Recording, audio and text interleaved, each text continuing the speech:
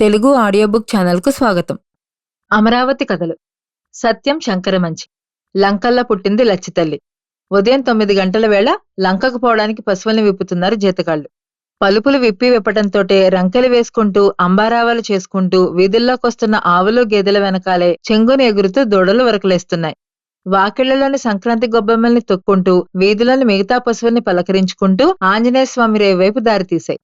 పశువులు వెళ్లిపోవటంతోటే కన్నెముత్తేదలు ఆ గొబ్బెమ్మల్ని తీసుకెళ్లి గోడలకి కొడుతున్నారు. రథసప్తంకి ఆ పిడకలతో పాలు పొంగించాలి. ఆంజనేయస్వామి రేవులో వందలాది పశువులు పడవల రేవు పక్కగా ఒక్కొక్క తండ గుబిల్లున్న కృష్ణలో దూకుతున్నాయి. మోరల్ నీళ్లల్లో ముంచి గభీమని పైకి తేలుతున్నాయి. ఆ తాకిడికి పెద్ద పెద్ద అలలు విసురుగా వచ్చి ఒడ్డుకి కొట్టుకుని విరిగిపోతున్నాయి. పశువులు మోరల్ నీళ్లల్లో ముంచి మళ్లీ పైకి తేలుతూ బుసలు పెడుతున్నాయి.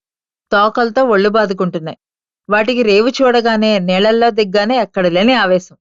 ఒడ్డున పాలేళ్లు పుట్టగోచీలు పెట్టుకుంటున్నారు. బొవ్వమూటలు తలమీద పెట్టుకుని ధోవతలు తలపాగాగా చుట్టుకుంటున్నారు.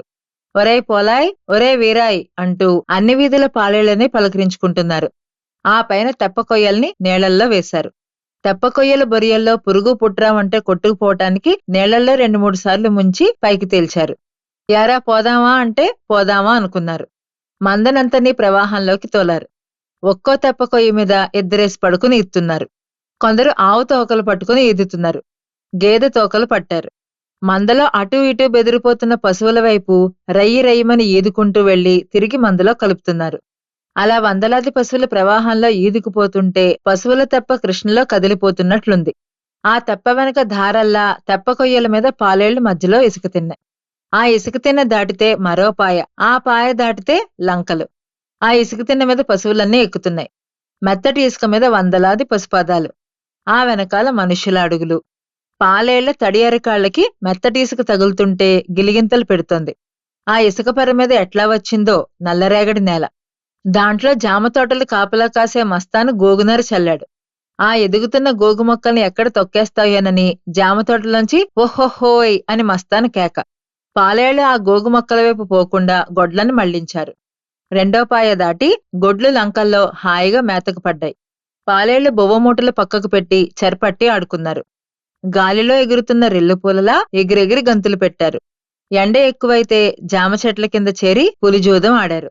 మధ్యాహ్నం వేళ బొవ్వమూటలు విప్పుకుని పచ్చళ్లు పంచుకుంటూ హాయిగా భోంచేసి ఎవరో కొమ్మెక్కి పిల్లనిగ్రవ ఊదుతుంటే వింటూ విశ్రాంతి తీసుకున్నారు.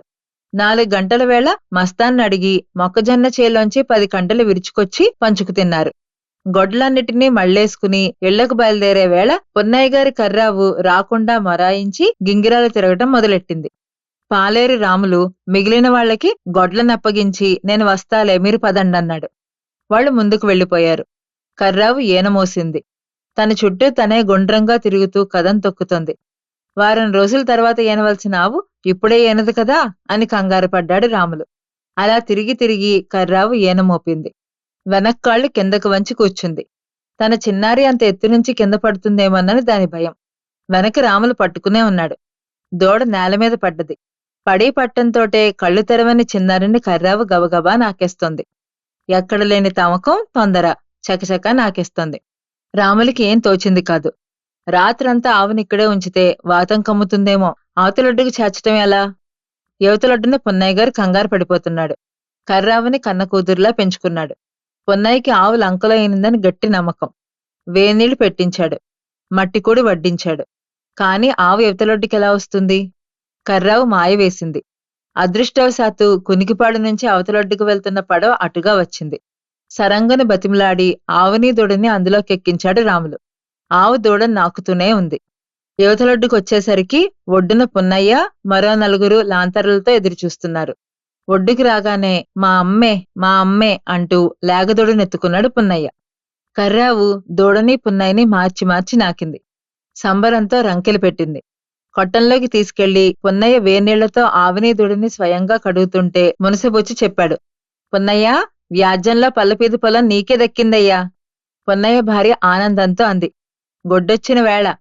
పున్నయ్య గుండె పొంగిపోయి లేగదొడని గట్టిగా ముద్దెట్టుకున్నాడు. మా ఛానల్ గనక మీకు నచ్చినట్లయితే లైక్ చేయండి, షేర్ చేయండి, సబ్స్క్రైబ్ చేయండి.